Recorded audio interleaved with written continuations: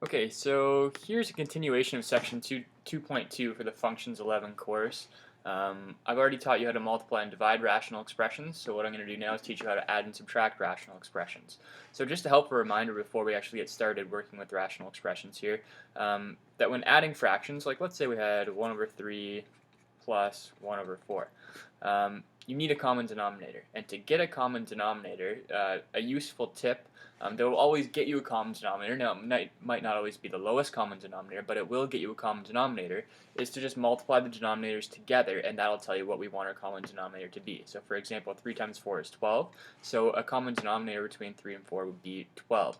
So we can make this fraction have a denominator of 12 by multiplying the top and bottom by 4. We can make this fraction have a denominator of 12 by multiplying top and bottom by 3.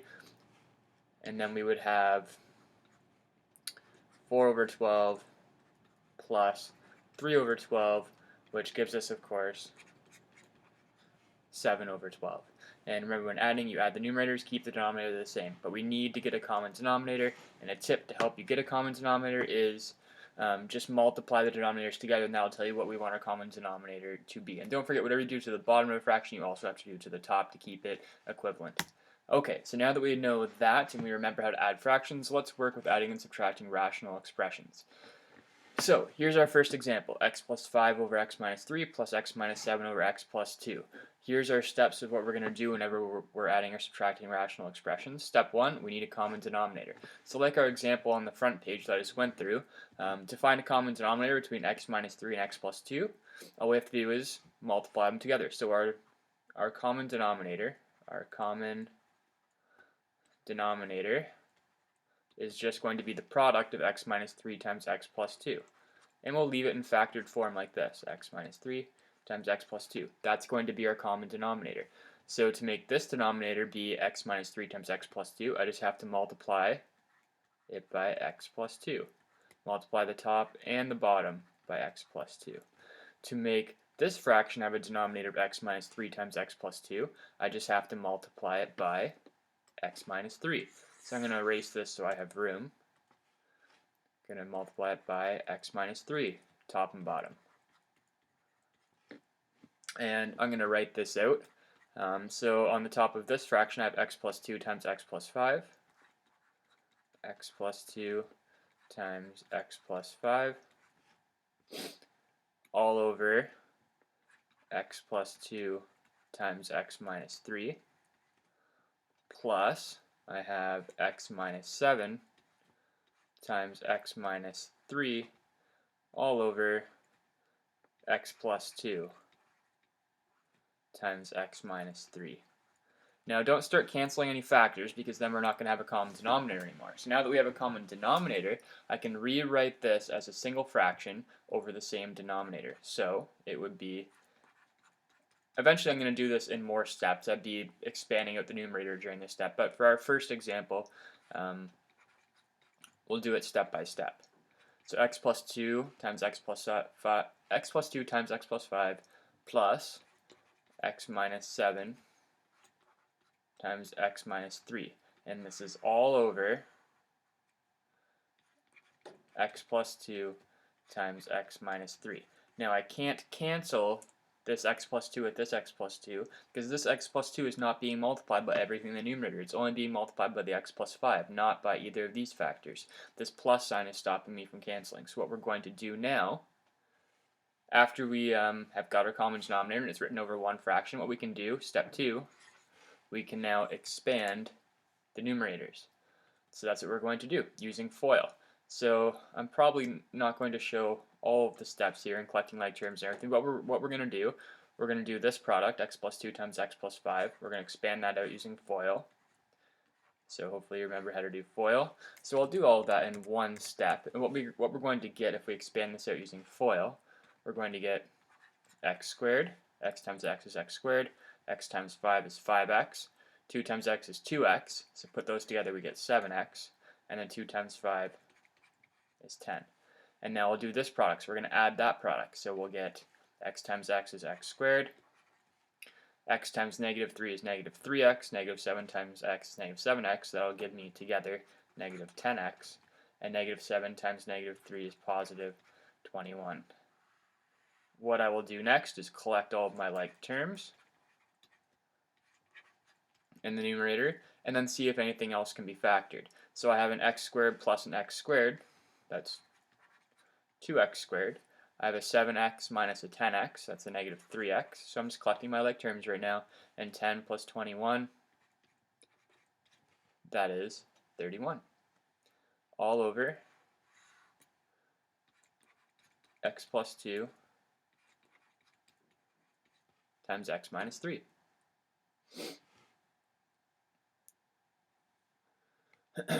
Okay, and now what you would do next is you would check and see, is there any way we can factor the numerator? So the numerator, what you would try and do, you could try and find two numbers that multiply to 62, 2 times 31 is 62, and add to negative 3. And those two numbers, they don't exist, so we can't factor this. So what we have here is complete, but what we need to do is state the restrictions on the denominator. The denominator can never be 0, so x can't be negative 2 and it can't be 3. In both of those scenarios, it would make either of those factors 0, which would make the whole denominator 0. And don't forget, you have to check back all the way back to your original question and make sure we haven't canceled out anything in the denominator. So if we had, we would have still had to consider the restrictions on that. So we haven't canceled anything out. So my restrictions are x just can't be negative 2 and 3.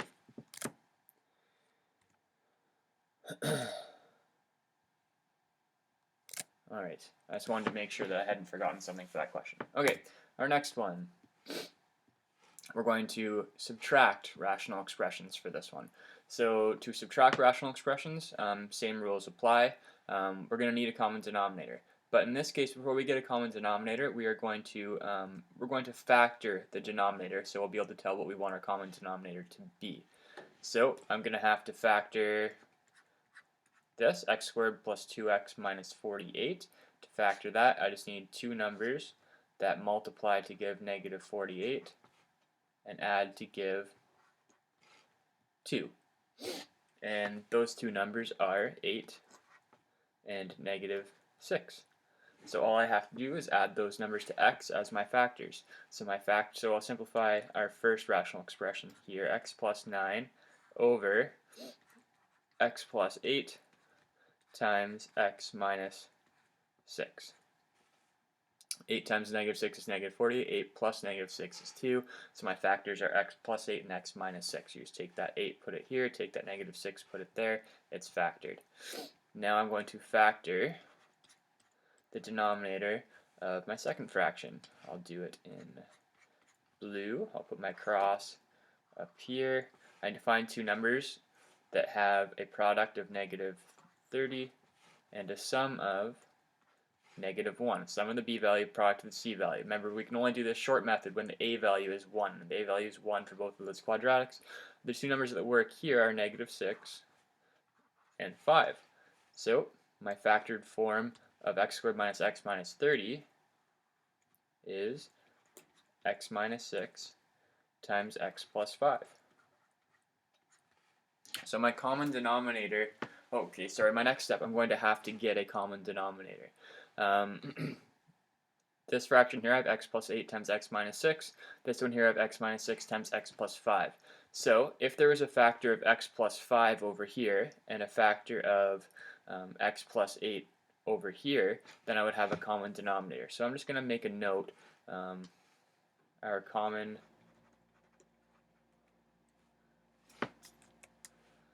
denominator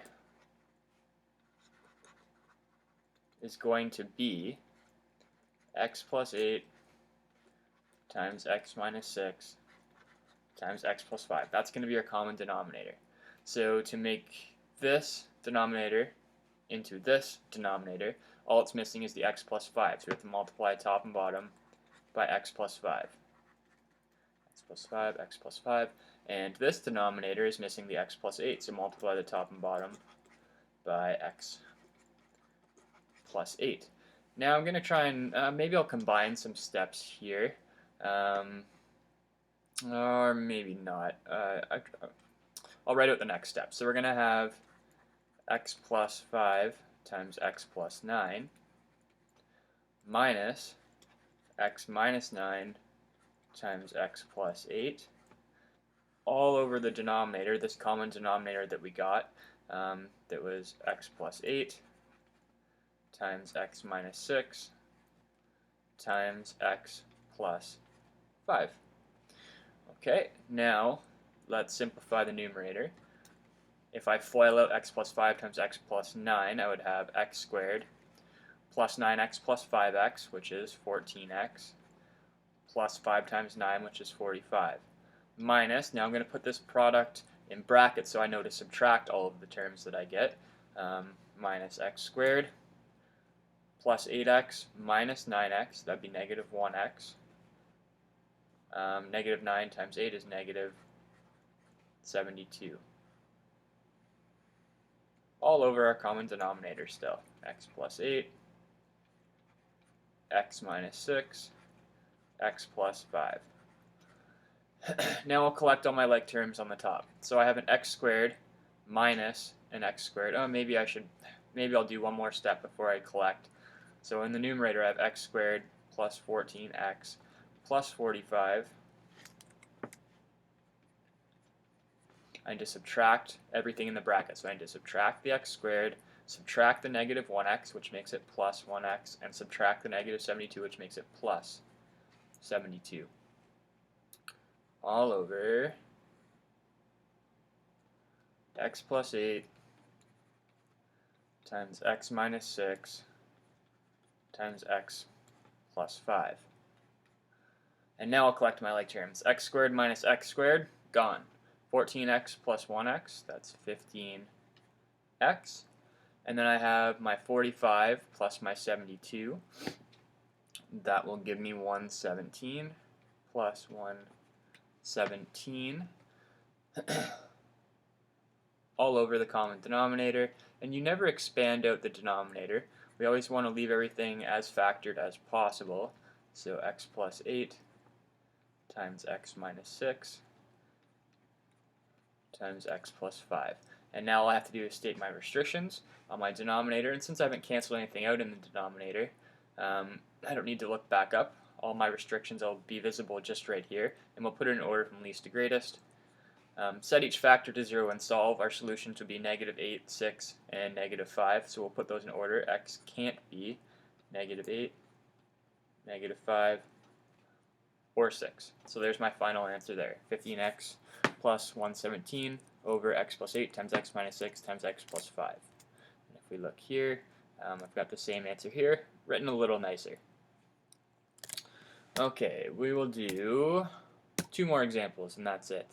For this one, I should point out for this last one, once we've collected all our like terms in the numerator, we would once again check, is there anything we can factor out in the numerator that might be able to cancel out with something in the denominator. And in this case, no, there's no common denominator between 15 and 117. So I can't common factor the top.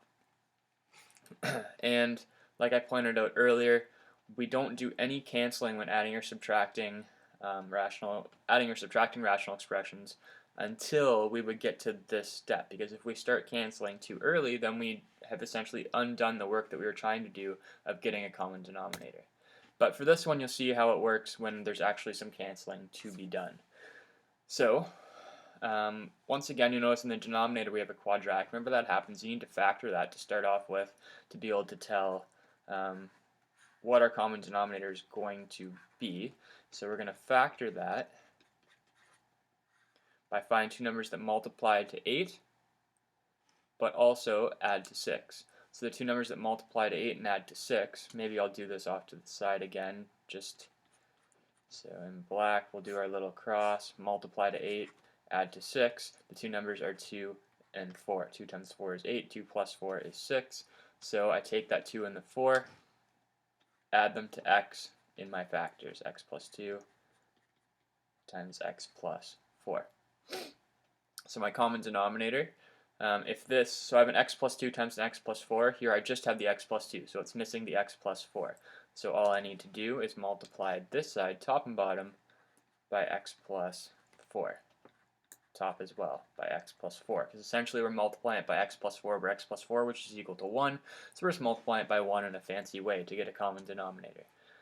This one I'm going to do a bit faster. I'm going to expand out the x plus 4 times x minus 2 in this first step here. So once again, I'll be using FOIL. X times x is x squared. X times negative 2 is negative 2x. 4 times x is 4x. I put the negative 2x and the 4x together and we get positive 2x. 4 times negative 2 is negative 8. And then I'm going to add it to my x plus 10. And I now have a common denominator. That's why I was allowed to put the numerators together. And this is all over x plus 4 times x plus 2. Now I'm going to collect my like terms in the numerator. I have an x squared. I have a 2x and a 1x. That's 3x. I have a negative 8 and a 10. That's positive 2. This is all over x plus 4, x plus 2. But now what we can do, we can factor this numerator. We can factor the numerator.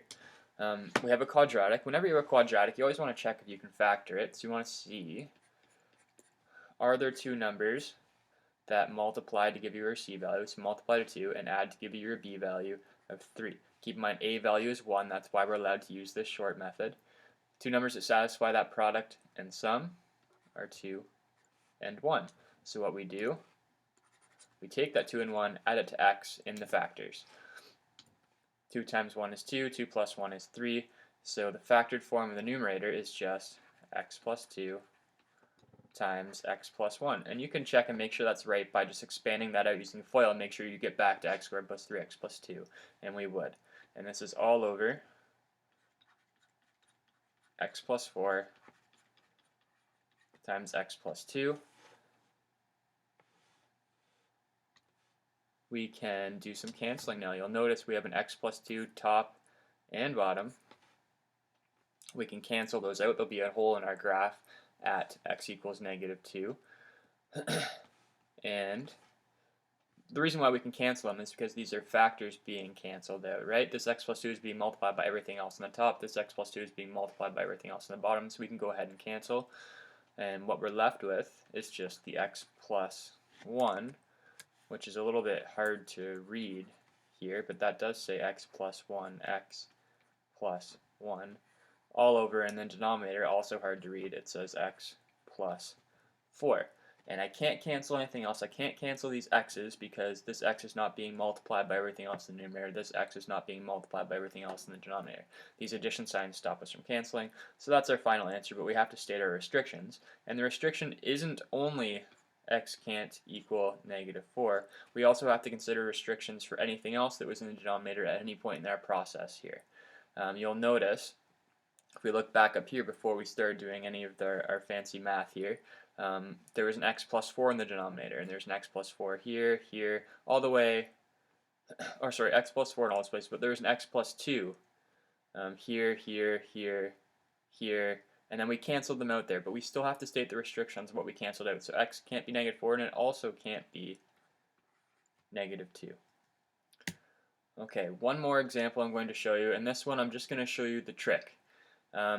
So you can only use this trick if you notice what I'm about to show you. So if you have a fraction plus or minus another fraction, and the denominators are the same but just off by a factor of 1, meaning that it looks like they're just written backwards, but this 5 is positive here but negative here. This 2a is negative here but positive here. If that happens, here's the trick. All you have to do, you keep the first fraction the same, a plus 1 over 5 minus 2a, and you change the sign, or you change the operation. If it was a minus, we change it to a plus. If it was a plus, we change it to the minus. So it was minus, we change it to a plus. You keep the numerator the same here, but then what we do is we switch the 5 and the 2a. We switch the places, it becomes 5 minus 2a instead of 2a minus 5. And now we have a common denominator. And all we have to do now is add the numerators. We have an a plus 1 plus a minus 4 all over 5 minus 2a. And what we have is 2a minus 3. 1 minus 4 is negative 3. All over 5 minus 2a. We can't cancel anything because there are no factors in the top or bottom. Like this 2a is not being multiplied by the 3, so we can't cancel it with the 2a on the bottom. So that's all we have. And then you have to state your restrictions. If we were to set either of these denominators to 0 and solve, we would get 5 over 2. So, and for proof, if we set 5 minus 2a equal to 0 and solved, 5 equals 2a, 5 over 2 equals a. Okay, so we have to state our restriction. A cannot be 5 over 2. Essentially what we did, so this trick will always work if you notice the factors are just off, or the denominators are just off by a factor of -1. But essentially what happened is we multiplied this fraction, top and bottom, by -1. So we multiplied it by 1 in a fancy way. -1 over -1 is 1. If we multiply top and bottom by a factor of -1, what happens is that 2a becomes -2a, that -5 becomes positive 5, and then I just flipped the order of them, which is fine, became 5 minus 2a. And then this -1 combined with this minus sign to make a plus sign. That's all that happened, okay? So that's it for adding and subtracting rational expressions. Go to jensenmath.ca, make sure you practice the questions there, and that's it.